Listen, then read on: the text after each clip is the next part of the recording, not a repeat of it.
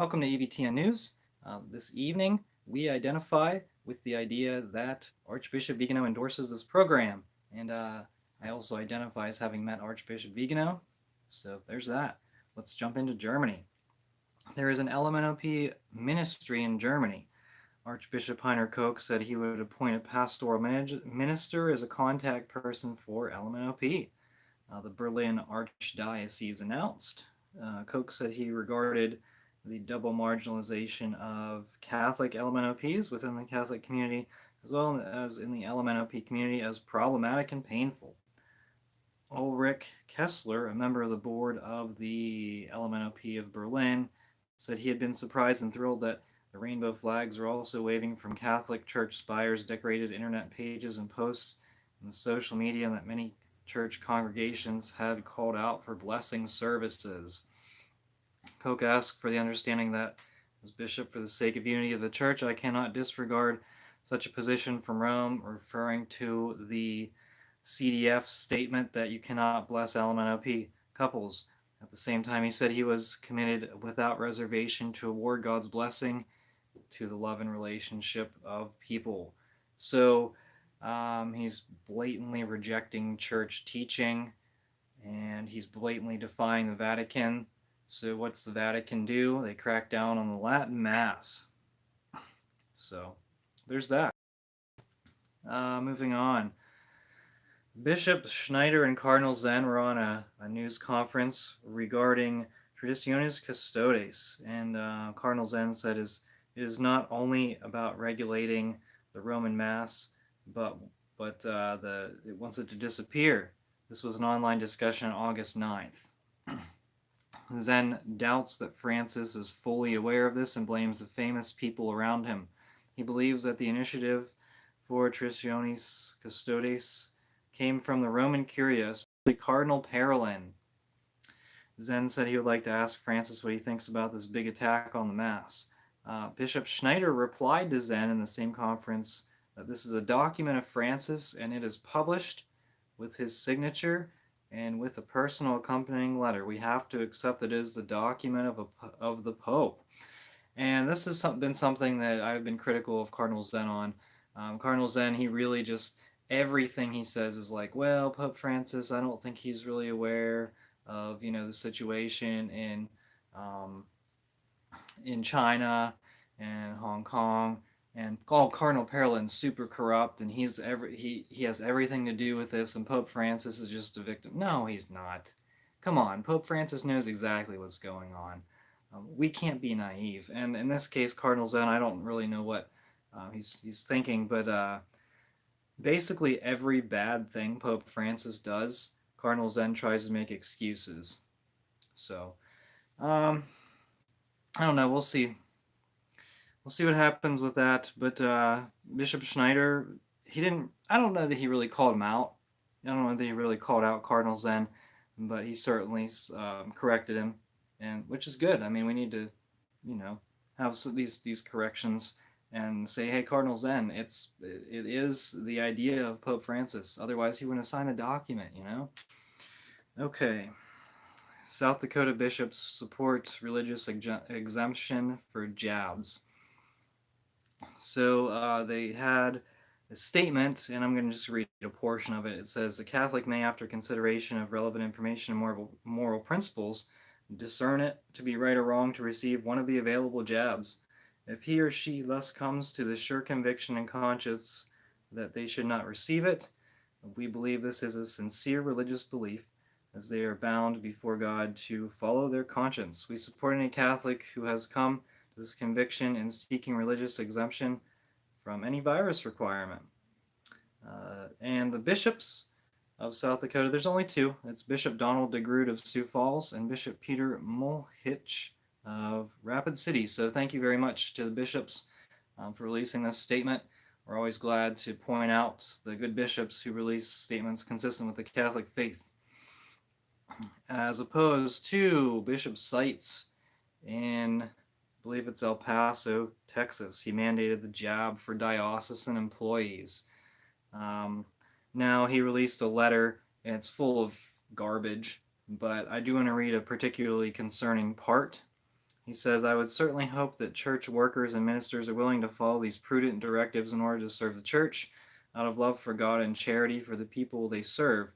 Refusing to serve because of disagreeing with the protocol is a sad commentary on one's level of commitment to the body of Christ. This is unbelievable.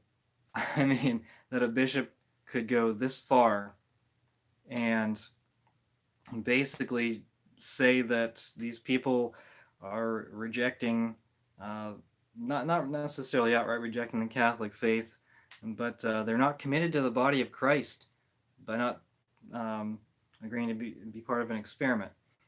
And this is a statement that shows what Bishop Seitz is really about. He's about the virus religion. He's about the virus church, and it's pathetic, quite frankly. Bishop Seitz needs to resign. I've been on record calling for a lot of bishops to resign. Bishop Seitz, definitely a prime candidate to resign. I certainly hope that he does.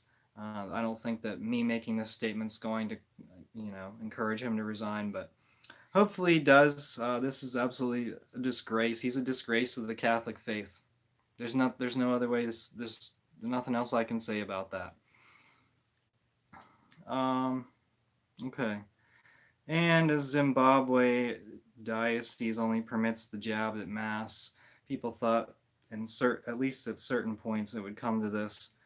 Now, I think in this situation of the Diocese of Zimbabwe, they were shut down. The Masses were shut down for a while. And I do want to say, there's a letter here. I'm not going to read the whole thing.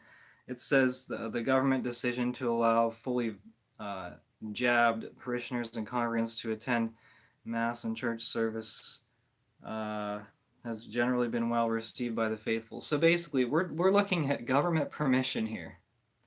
So this bishop of Zimbabwe, Bishop Robert Ndolovu,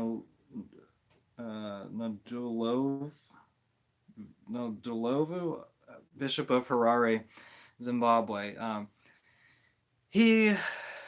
It looks like he's saying, oh, we're cooperating with the government. Why? Did the government ban you from attending Mass? That's pathetic. Stop caving to the government. It shows that not everything's great in Africa. Not all the bishops are good. Who knows? And I see the live stream numbers are kind of going up and down. So let me know if you're able to see this video clearly. There was a video in the past that kept cutting out, and so yeah, if you could leave me a comment to let me know if this video's going clearly. Otherwise, I'm basically just wasting my time talking to the camera that's cutting in and out. So just let me know. Okay, so moving on to Lima, Peru, and we're going international today. I mean, there's just a lot of stuff going on in the world, and it's nice to hear about this stuff. Not really nice to hear about it, but it's good to have an idea of what's going on in the world. The Archbishop of Lima proposed that the laity act as pastors or heads of churches, keeping the communities up and running as they do when the priests, go to Europe. And this is Archbishop Castillo of Lima, Peru. He said that this is what synodality refers to, and this is what we did that in consultation we made in the Synodal Assembly of the Archdiocese of Lima. And only as an exception, due to the shortage of priests, can law allow a bishop to entrust the pastoral care of the parish to a deacon or to another person who is not a priest, or to a community of persons. So, what does that mean by replacing priests with laity as pastors? I don't really know. Obviously, the people can't say Mass. The administration of the parish, I guess you can kind of distribute that out to lay people, but does that mean more lay people are on the payroll of the parish? Because I think we need less employees, not more. And so I don't really know. I don't have a tremendous reaction on that until we can figure out what it means, but this bishop talked about synodality, and so I don't think it means anything good. That's really all I want to say on that. Oh, Father Z had he commented on some news. It was good news in Syracuse, and so I'll start with that. But then there was also bad news. The Bishop of Syracuse, Douglas Lucia, established one of their churches as a diocesan shrine and hence a place of pilgrimage, prayer, etc. He will go there himself to inaugurate the shrine with the pontifical mass in the Usus Antiquior, and he appointed a delegate for the Latin Mass community. The 9 a.m. Mass will be the Latin Mass, and the noon Mass in the Novus Ordo. He says it remains a personal parish, and all their registered can receive the sacraments in the old rite. And what does he say? Baptism. People can request funerals in the Novus Ordo. But he writes baptism, first communion, and confirmation may not be celebrated in the ordinary form without permission of the diocesan ordinary. Okay. And then he lists 4 churches where the Latin Mass can be used, though he could have been more generous. Anyway, good job. Good job, this bishop. Okay. And I see there's... So, for the people watching, I just want to make sure that that this video is coming in clearly. I have no idea. I'm not sure because the numbers are up and down. So let me know if it's coming in clearly. Okay, yes, good. All right, I'll continue. It's hard to kind of get a video going if I'm not sure if it's coming in clearly. But anyway, it's hard to keep my concentration. Further down, he's talking about the Bishop of Gaylord. This is not from Bishop Hurley, but a communications director. He says that there was TLM celebrated in a closed church, St. Charles, which had been part of a parish cluster. It seems that the diocese closed and sold the church. It was acquired by the SSPX, and the communications director was really unhappy with that. But you know what? If you're not going to offer the Latin Mass, if the diocese isn't going to offer the Latin Mass, the SSPX will. Thank goodness that the old Mass will be preserved. We're moving to Bishop Peter Christensen from Boise, Idaho. I've criticized him in the past. I believe he released a letter saying that we must embrace the principles of Vatican II, and he was critical of the old Mass, and he said that priests should not use any elements of the old Mass in the new Mass. So he banned ad orientem in his diocese, and I called for him to resign, which I feel like is pretty consistent with the things that I've done, the things that I've said, which is great. And I hear this. I call for him to resign again. So what he says is, my brother priests, these are not new concerns for me. I've also been troubled by a divisive energy rising from those who seek to restore, in quotes, the church to the Tridentine liturgy. Efforts I have made to provide the extraordinary form for those who wish it have often been met by greater demands and an expressed intention to attend churches that are in schism with the Catholic Church, such as the Society of St. Pius X, rather than attending a Novus Ordo Mass.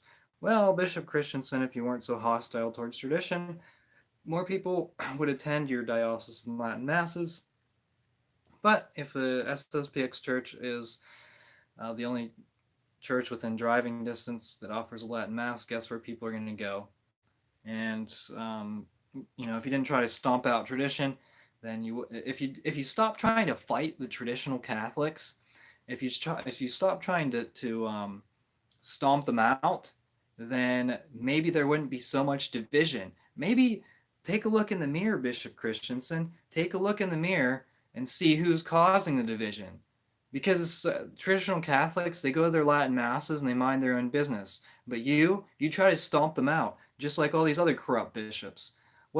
You're never going to say a Latin Mass, so what does it mean to you? It's divisive. Yeah, the division is all caused by Taylor Marshall's YouTube channel. Yeah, it sure is. Yeah, all right. So anyway, I'll get off that high horse here. What's the next one? We got some more good stuff coming here. Cardinal Parolin. He said, the West will have to apologize for Francis in regards to China. So I'm going to just read this quote. Asked about that statement, the Secretary of State noted the evangelical proclamation of Pope Francis continues to make resonant in his words does not sorry the evangelical proclamation that Pope Francis continues to make resonate in his words does not perhaps always make even his proposal, his message, easy to accept. And yet, Cardinal Parolin repeated, the Pope is really pointing out a path.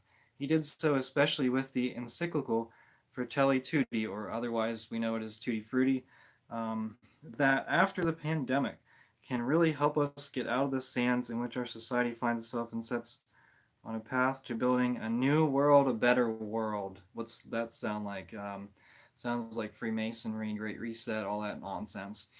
But he says the West will have to apologize for Francis for criticizing him on his deal with China. Why? Pope Francis sold out the Chinese Catholics.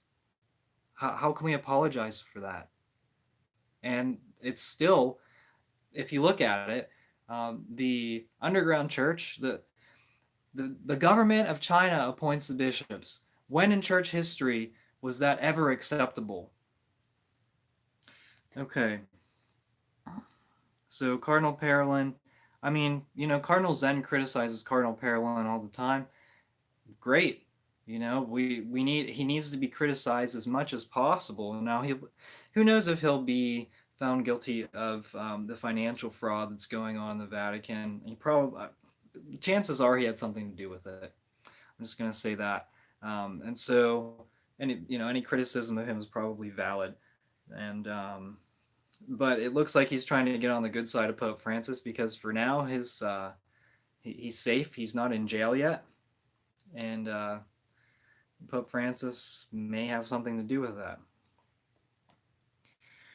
So I'm gonna switch over to the Syro-Malabar Rite. It's one of the Eastern Catholic rites from India. I don't know how similar it is to the Byzantine Divine Liturgy. I'm guessing it's not super similar, but it is one. Basically most of the rites that are not associated with the Roman rites. So I think there's a few different branches of the Roman rite, but most of the other rites are categorized as Eastern Catholic, and there's tremendous diversity in the Eastern Catholic world because I don't know if it's like 20 different rites. I think there's several branches of Byzantines, and the Syro-Malabar is a large rite because most of the people that attend that liturgy are from India, and India has a gigantic population. So that certainly makes a lot of sense.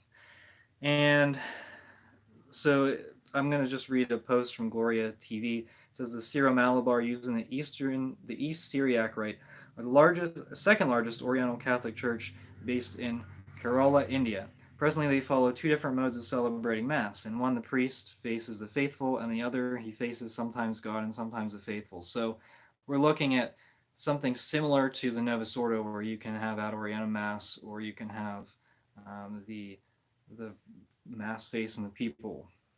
And so there will be in August 16 to 24, virtual synod is expected to introduce the second as the uniform mode of celebrating Mass. So the more traditional mode, it has Francis's official support. This is what the Gloria TV article says. And I was a little bit confused reading this, but it looks like, so starting today, there's a virtual synod, and it's going to last until August 24th, and they're going to discuss basically the future of their rite, the future of their liturgy, and that's really significant, actually. Now, I think there were some changes after the Second Vatican Council, of all things, to modernize the rite, and it says Father Kyriakos Mundadan, the Archdiocese's Presbyteral Council Secretary, believes that the mind of Francis does not want to impose a uniform mode celebration in all dioceses, and this will create conflict over unity for this priest.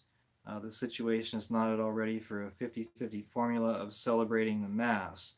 And so I think a lot of the priests have basically become modernists, unfortunately, it seems like, because it has overwhelming support of Mass liturgy facing the people, and which is unfortunate. But I will say that whenever I researched on YouTube the Syro-Malabar liturgy, because I was curious about all these Eastern Catholic liturgies and like what kind of music do they have? Is it very traditional? Because these different traditions around the world are very fascinating. And you have like the Latin Mass for the Romans, and then you have the Byzantine Divine Liturgy, and then you have either Greek, Ruthenian, and a bunch of or several other options. And I think there's certain kinds of like Arabic music, which actually I really think that the Arabic music is pretty cool, and some of the liturgies use that music in their liturgy. So whenever I researched this on YouTube, the Syro-Malabar liturgy, the first one that came up, the entrance song was "All Are Welcome," and so I said, "Well, the Syro-Malabars, I don't know if they really have much hope for the future." Uh, okay, and then it looks like the last thing, I'm going to read a little bit from this article. There's an eco-theology initiative in the Archdiocese of Washington. Are you really surprised? The Laudato Si, embarking on a 7-year journey promoting an integral ecology action plan released by the Archdiocese on August 16th, uses Pope Francis' 2015 encyclical on the environment, Laudato Si, on care for our common home as a framework for educational, spiritual, and practical steps to help protect the earth. It includes educational resources connecting Catholic social justice teaching to care for creation, such as study guides and videos that may be used in school, parish, or community settings. Okay, so how many children do you think will be enthusiastic about this? Are you going to teach them about ecotheology and planting a tree rather than talking about the saints? And I don't know, how does was it Saint who was it? Saint Bonaventure or was it Saint Boniface? One of the two. The names are pretty similar. One of the two cut down a pagan tree. So where does he fit into this? Anyway, other sections suggest steps that individuals, families, churches, schools, and other organizations can take to limit pollution, reduce consumption of water and electricity, and to protect natural resources. Where does it talk about the salvation of souls? Where does it talk about the need for frequent confession? Where does it talk about the Mass as a sacrifice and the need for us to sacrifice, our own personal goods for the needs of everyone else, for prayer, um, frequent prayer, daily rosary, and repentance. Overall, call to repentance as an individual and collectively. Um, I didn't see that at all. All I see is this. Okay, let me read you a little bit more further down in the article. The Washington Plan was published 1 week after the United Nations panel on climate change released a grim report about the state of a global climate emergency. There's the truth that comes out.